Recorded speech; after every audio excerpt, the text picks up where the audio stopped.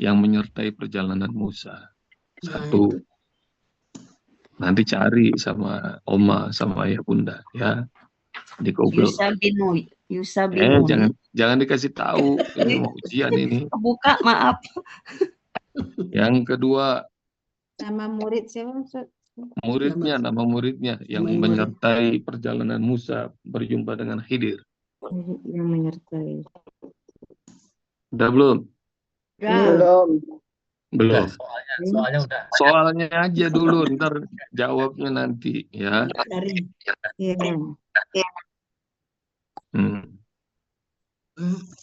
Sudah belum? Ya. Yang kedua, di manakah Musa dan muridnya dapat berjumpa dengan Khidir? Di mana itu? Musa dan muridnya bisa berjumpa dengan Khidir.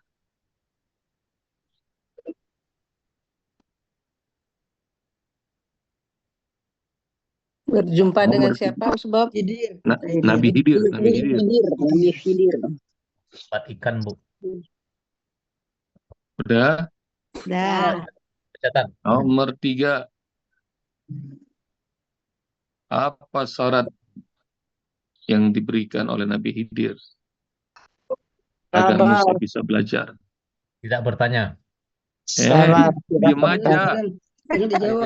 Diam aja. Apa syarat yang bisa? Matikan aja, Mbak, biar kita nggak Matikan.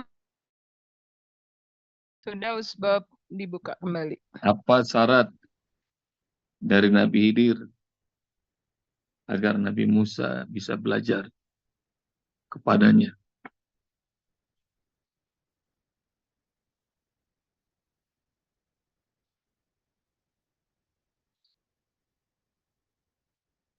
Nomor 4.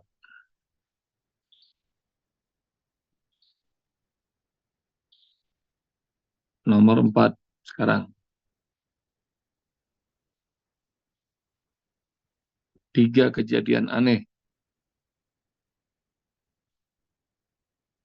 yang ditunjukkan Khidir yang tidak bisa diterima oleh akal Musa.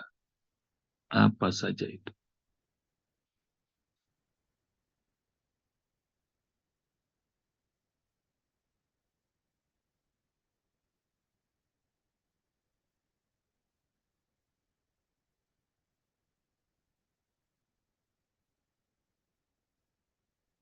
Nomor 5.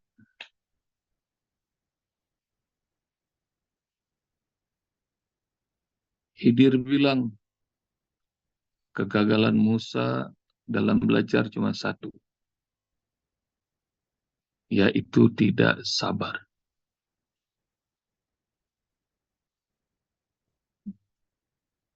Kegagalan belajar yang dilakukan Musa cuma satu, enggak sabar. Di ayat berapa tuh? Diulang oleh Khidir. Dan berapa kali?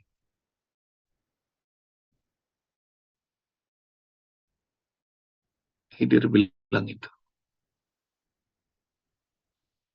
Bahwa Musa nggak bakal sabar. Nggak bakal bisa. Di ayat berapa dan berapa kali diulang sama Khidir.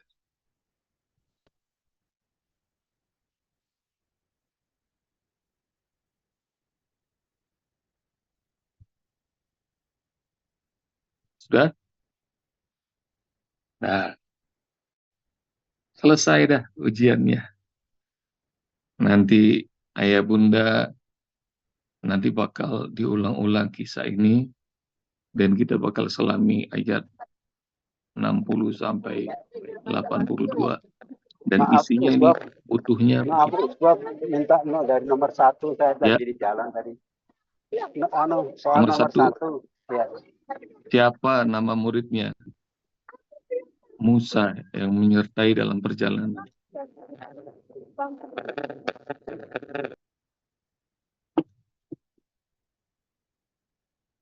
Udah? Nah, jadi nanti ayah bunda biar ngerti bahwa ini adalah kisah abadi yang disampaikan oleh Allah Subhanahu wa taala dalam surah Al-Kahfi. Kisah abadi penuh dengan pelajaran, mobil khusus buat saya, buat ayah, buat bunda yang lagi belajar. Yang lagi belajar, nah, ini pelajaran yang penting. Bismillahirrahmanirrahim. Nggak tahu nih apakah hari ini kita nambah atau saya ngasih gambaran secara utuh dulu. Ayat 60 sampai 82, dan ini adalah part 3, bagian ketiga dari surah Al-Kahfi yang mudah-mudahan Allah beri kita keberkahan dan ilmu yang bermanfaat. Ayah bunda sekalian rahmati Allah Subhanahu wa taala, Musa pernah berkhutbah, memberikan tafsir dan tanzir, memberikan kabar gembira, dan kemudian memberikan peringatan kepada Bani Israel. Lalu kemudian apa yang disampaikan Musa itu amat menyentuh. Banyak orang yang terenyuh, banyak orang yang mengingat Allah karena kalimat-kalimat yang keluar dari mulut Musa alaihissalam. Lalu kemudian ada seorang bertanya kepada Musa, luar biasa, apa yang kau sampaikan? Adakah di dunia ini orang yang lebih alim, lebih mengerti dibanding engkau Musa tentang Allah? Dan Musa berpikir bahwa dia Nabi, dia Rasul, dia Ulul Azmi, dia Kalimullah, orang yang begitu dekat sama Allah. Enggak terbesit di hatinya untuk ujub, untuk takabur. Tapi dia nggak tahu kalau ada orang alim yang dipilih Allah selain dia. Lalu kemudian Musa bilang, aku rasanya yang paling alim. Orang yang paling ngerti, yang paling bermakrifat pada Allah Subhanahu wa taala. Musa itu, ayah bunda sekalian rahmati Allah, dia orang yang bisa ngobrol sama Allah, dikasih kemampuan oleh Allah. Bukan Musanya bisa, tapi memang Allah yang ngasih kemampuan. Dan lihat bagaimana mukjizat banyak sekali diberikan Allah kepada Musa. Mukjizat yang membungkam dunia waktu itu. Mukjizatnya apa? Mukjizatnya banyak. Kita sudah pernah belajar bahwa mukjizatnya Nabi Musa kepada Fir'aun dan Bani Israel ada berapa tuh? PR ya, ada 9. Ntar cari apa aja tuh mukjizatnya Nabi Musa kepada Fir'aun dan Bani Israel. Dan mukjizatnya itu dahsyat-dahsyat. Sampai sekarang orang belum bisa membedah secara saintifik, secara keilmuan, bagaimana lautan bisa terbelah, bagaimana tongkat bisa menjadi ular, bagaimana tangannya keluar dari saku bercahaya.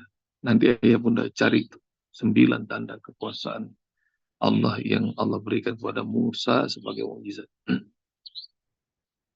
Rasanya aku nggak tahu, kata Musa, orang yang lebih alim dari aku. Dia Nabi, dia Rasul, dia Ulul Azmi, dia Kalimullah, orang mampu berdialog, ngobrol sama Allah Subhanahu wa taala. Dan waktu Musa takut itu, berangkat menuju Fir'aun, Allah perintahkan, nah maka Allah ajarkan doa Rabbi shrah li sadri wa yassir li amri wahlul 'uqdatam min lisani yafqahu qawli. Nah, ini doa ini yang biasa juga sebab sampaikan, cari sama ayah bunda. Di surat apa, ayat berapa? Bocorannya di surat Toha. Ayatnya cari. Dan ayah bunda hafalkan. Rabbi shrah li sadri, ya Allah lapangkan dadaku.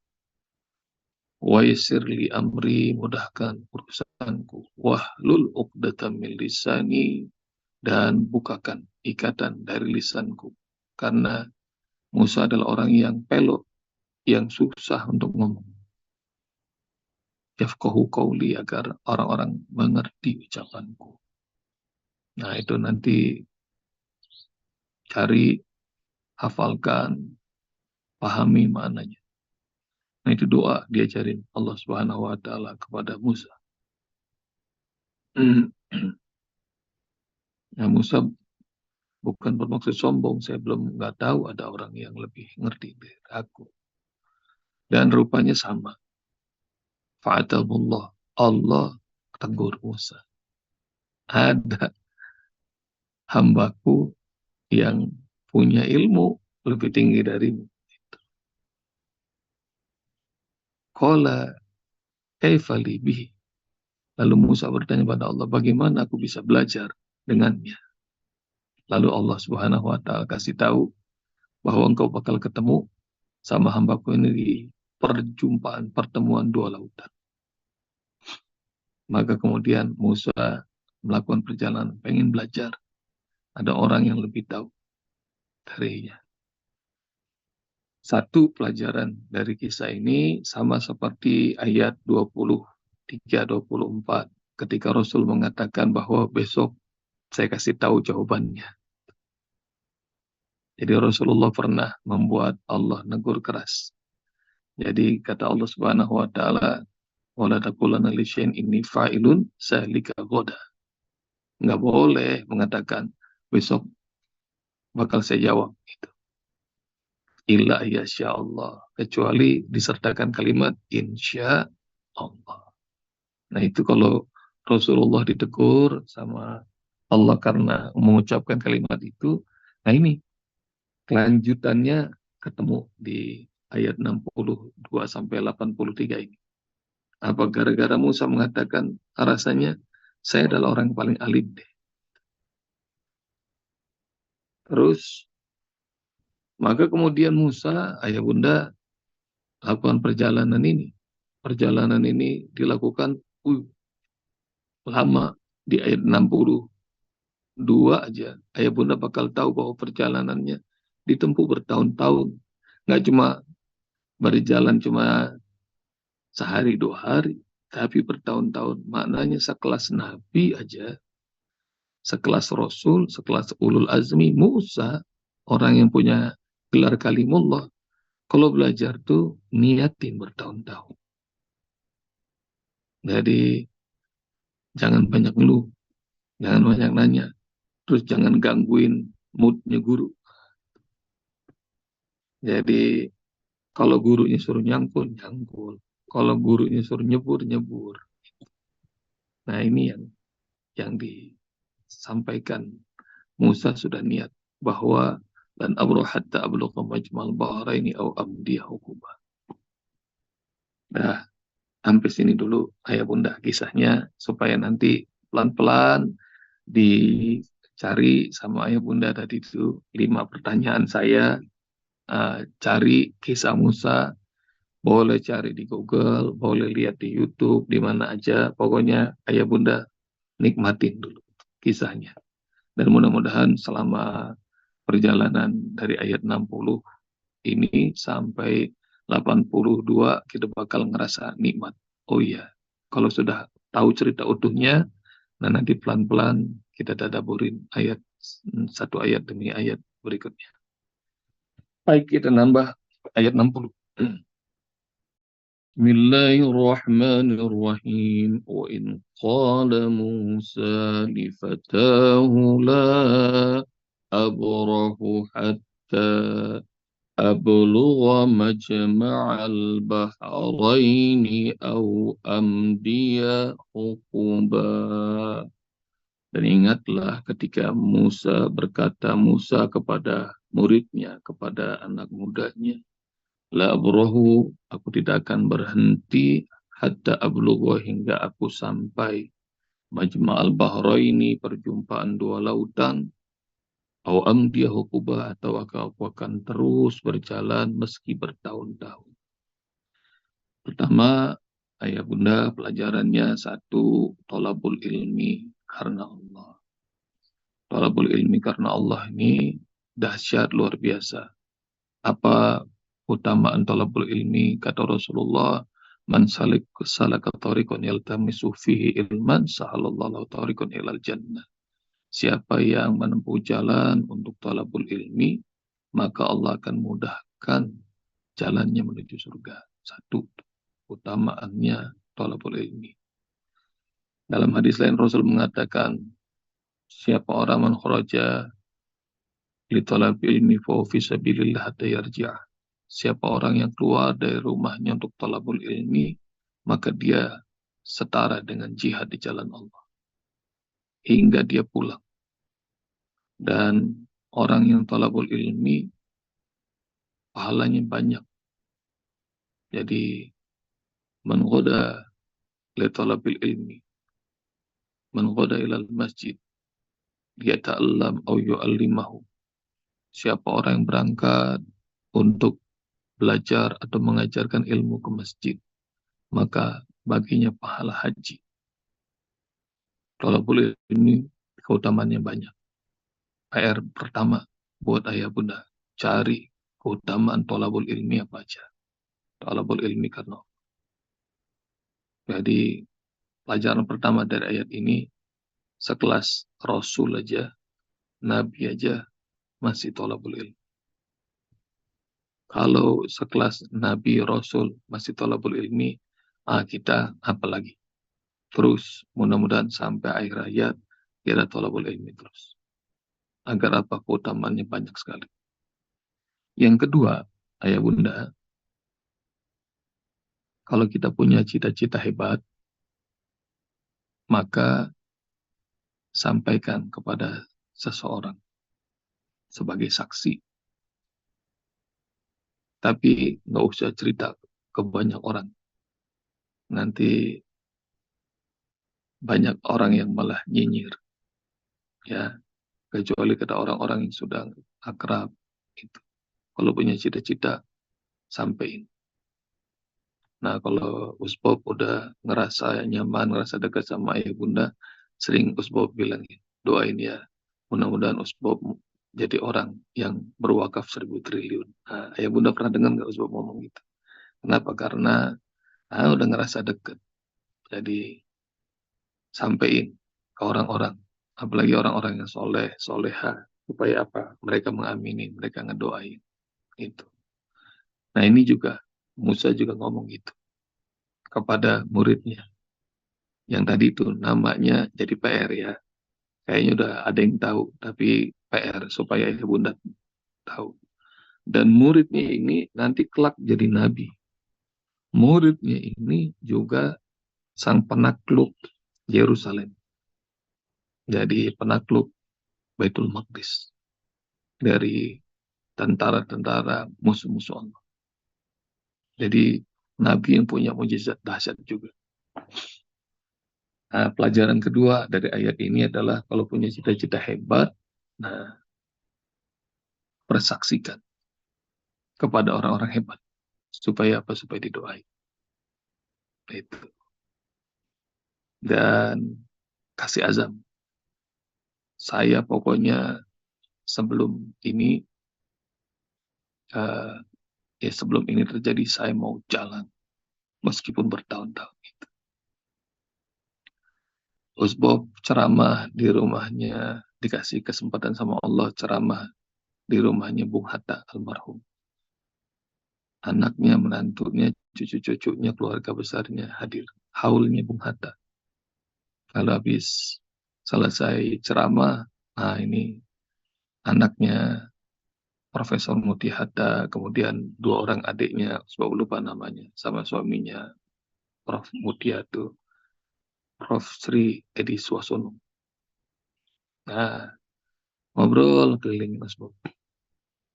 Lalu kemudian ada satu obrolan yang saya kaget nih, ya bunda, saya sampaikan ke ya bunda.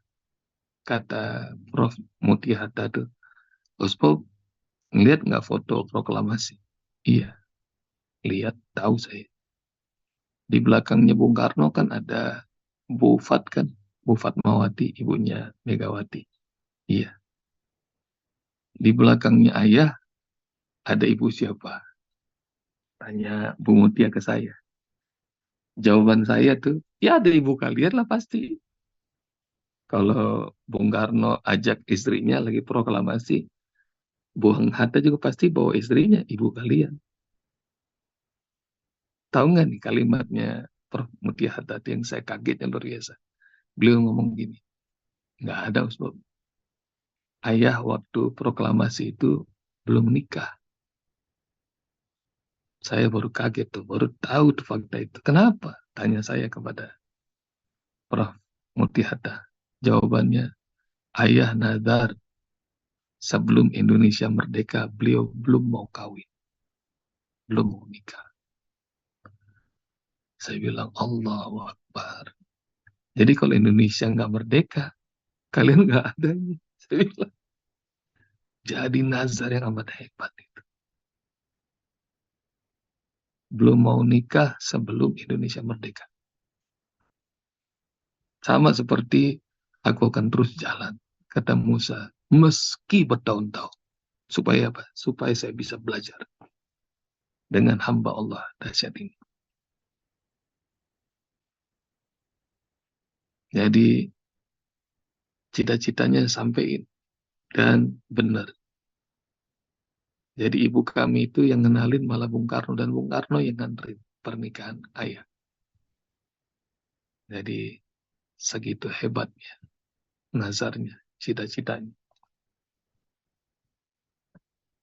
Terus sama juga waktu membangun Kauni yang saya tidak pernah terpikir ini, waktu itu saya sama Umi Maya, rumah kontrakan mau habis 2 bulan lagi, uang nggak ada, dan Umi Maya bilang, gimana Bi, kita 2 bulan lagi mau panjangin kontrak, uangnya udah ada belum? Saya bilang kita nggak bakal kontrak lagi. Oke dong, mau beli rumah? Enggak, kita nggak beli rumah. Jadi gimana caranya? Caranya adalah nanti kita bakal dapat rumah yang gede, nggak beli, kagak sewa. Gimana caranya? Ini nggak ngerti caranya saya. Tapi Allah Subhanahu wa Ta'ala tiba-tiba tuntun. Saya bilang, ya minta sama Allah. Caranya kita lakukan amal yang kira-kira membuat Allah redho ngasihin terbagus buat kita sebagai tempat rumah. Maka kemudian saya bilang, Umi, apa amalnya? Ini kira-kira Musa sama muridnya, saya sama Umi Maya. Kata Umi Maya, mulai malam ini saya tidak akan pernah berhenti qiyamul lail 11 rakaat. Nah itu sama, saya nggak bakal berhenti jalan meskipun bertahun-tahun. Saya bilang keren. Jadi amal terhebatnya udah disebut sama Umi Maya. Terus beliau nagih saya, kalau Abi apa amal terhebatnya yang kira-kira membuat Allah akan kasih? Saya bilang saya mau perbanyak tilawah Al-Quran. Terus katanya, ya tilawah Al-Quran mah kita emang udah konsumsi kita tiap hari. Saya bilang, tilawah Al-Quran dengan porsi yang keren. Berapa banyak? Tanya Umi Maya. 10 juz sehari. Gitu. Maka langsung kemudian kita salaman. Siap? Deal? Deal. Salaman. Ayah Bunda, ini bertawasul dengan amal soleh. Ya, ini tawasul yang boleh tuh diizinin sama Rasulullah, bertawasul dengan amal soleh.